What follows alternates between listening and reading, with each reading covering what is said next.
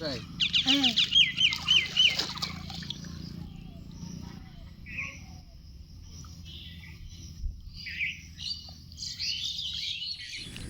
Everyone, তোমরা সবাই কেমন আছো? আশা করি অনেক ভালো আছো।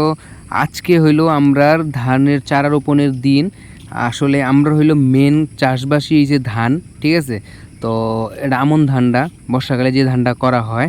তো আজকে হইলো আমি ধানের চারা রোপণ করাম। আসলে আজকে হচ্ছে রথযাত্রা, তো এই কারণে আজকের দিনটা ভালো দীক্ষা বাড়ি থেকে মা কইলো, বাবা কইলো যে আজকে এই ধানের চারাটা রোপণ কর, যেটা আমরা গ্রামের ভাষায় কই যে গুছি লওয়া, আমরা গ্রামের মধ্যে এটাই কয়।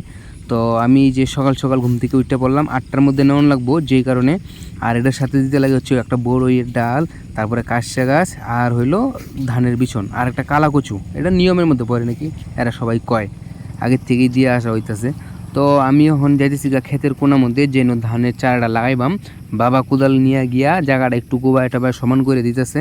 আর এই যে হইলো এটি সব বিছন ক্ষেত, বাস এটি যেটি দেখতেছো আমার, এন থেকে কয়েকটা গাছ উড়াই নিয়ে প্রথমে ধানের চারাটা আমি লাগাইবাম। তারপরের দিন থেকে মনে করো যে ধানটি সম্পূর্ণ লেবাররা লাগাইবো, যারা কাজ করবো এরা লাগাইবো। তো তার লেগে আগে আমি পুকুর পাড়ায় পড়ছি, স্নান করাম একবারে, শরীরটা শুদ্ধ করে, ভিজা শরীরে লাগাইতে লাগে। তো পুকুরের মধ্যে যখন আমি নেমে পড়লাম, একটু 3টা-4টা ডুব দিয়া চান করে নিয়ে আমি একটু, তারপরে গিয়া কিন্তু ভিজা শরীরে মুখে দাঁড়ায় তারপরে চারাটা লাগাইবাম। তো ভয় পাইতেছিলাম যে পুকুরের মধ্যে কি যোগ টোক আছে নাকি, অনেকদিন থেকে পুকুরে চান করি না মোটামুটি 4-5 বছর থেকে। তো আবার ভাবলাম যে বর্ষাকালে পরিষ্কার নতুন জল হয়েছে, কোনো ব্যাপার না, তাড়াহুড়া করে কয়েকটা ডুব দিয়ে চান করে আয়া পড়ি গা, সুবিধা দেবো। তো আমার এদিকে পুকুরে চান করা হয়ে গেল কমপ্লিট। এখন গিয়া ধানের চারাটা আমি লাগাইম, তোমরা দেখো। এই যে আবার চললাম এই ক্ষেতের কোনার মধ্যে, এন থেকে কয়েকটা এখন হাতে তুললে নেম বিছন নিয়ে তারপরে লাগাইবাম। আর আগে থেকে রেডি করে রাখছিলাম এনো কচু গাছ, বড়ইয়ের ডাল, আর কাশসার গাছ একটা। এই যে এই কোনার থেকে কয়েকটা বিছন তুলাম। আসলে আমার ক্যামেরাম্যান নাই গে, যেই কারণে আমার ভিডিওটা করতে অনেক অসুবিধা। এই যে বা হাতে বিছন উড়াইতেছি, ডান হাতে ক্যামেরাটা ধরে রাখছি।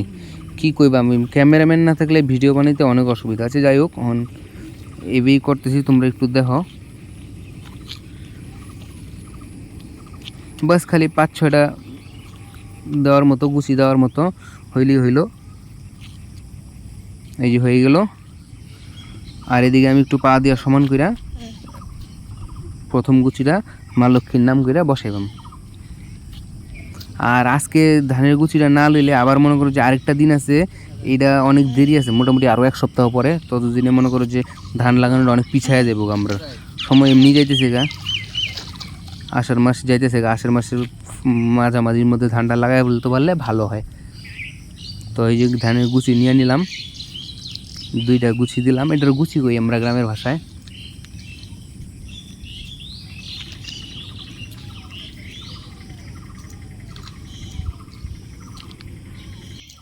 আসলে আমরা গ্রামের সবাই মানে গ্রামের আমরা যারা যারা ধান চাষ করি তারা সবারই কিন্তু এই নিয়মটা, যে প্রথমে ধানের গুছি লন লাগে, মানে প্রথমে চারাটা রোপণ করন লাগে, তারপর থেকে লেবারের কাজ শুরু করব। তো আমার কিন্তু হয়ে পড়ছে, ঠিক আছে। আমি এখন একটু বাড়ির যাই, একটু ভালো কলের জল দিয়ে ফ্রেশ হয়ে নিই। ততক্ষণে তোমরা সবাই চ্যানেলটা সাবস্ক্রাইব করে দাও, লাইক কমেন্ট করে দাও।